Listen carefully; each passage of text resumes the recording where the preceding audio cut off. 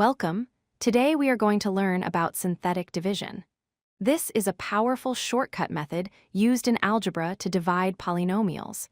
It is significantly faster and takes up less space than traditional long division.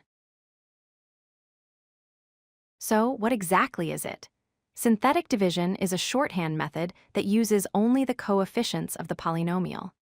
By stripping away the variables, we create a cleaner, more efficient calculation process. While polynomial long division works for any divisor, synthetic division is a specialized tool designed for speed. There is one main rule you must remember. This method works best when dividing by a linear binomial in the form x minus. See, this means the coefficient of x must be 1, and the power of x must be 1. For example, dividing by x minus 3 or x plus 5 is perfect. But if you have x squared, or 3x minus 6, you cannot use this method directly without modification. Let's look at an example. We want to divide 2x cubed minus 3x squared plus 4x minus 5 by x minus 2. First, we identify our coefficients, 2, -3, 4, and -5. Then, we look at the divisor, x minus 2. The value for c is positive 2. We set up our grid with 2 on the outside and the coefficients on the inside. Step 1 is very simple. Take the first coefficient, which is 2, and drop it straight down below the line. We don't change this number at all. Now the pattern begins. Multiply the number you just brought down by our outside number, 2. 2 times 2 is 4. Place this 4 underneath the next coefficient, -3. Now, simply add them together. -3 plus 4 equals 1. We repeat this cycle for the remaining numbers. Multiply the 1 by 2 to get 2, add 4 plus 2 to get 6.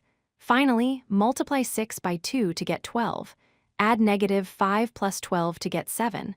The last number, 7, is our remainder.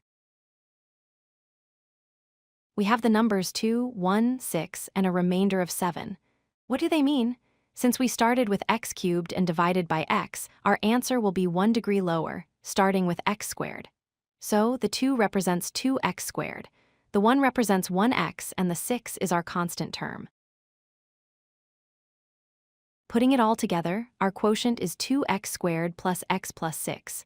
We write the remainder as a fraction, positive 7 over our original divisor, x minus 2. Here is the most common mistake students make. Look at x cubed minus 8. There is no x squared term and no x term. You must fill these gaps with zeros. If you forget these placeholders, your answer will be completely wrong. Always check for missing powers of x. To wrap up, only use this for linear divisors like x minus c. Remember to change the sign of c. Always fill in missing terms with zeros. And remember the pattern. Drop, multiply, and add. With practice, you can do these problems in seconds. If you like this video, hit that like button and don't forget to subscribe. Visit codelucky.com for more such useful content.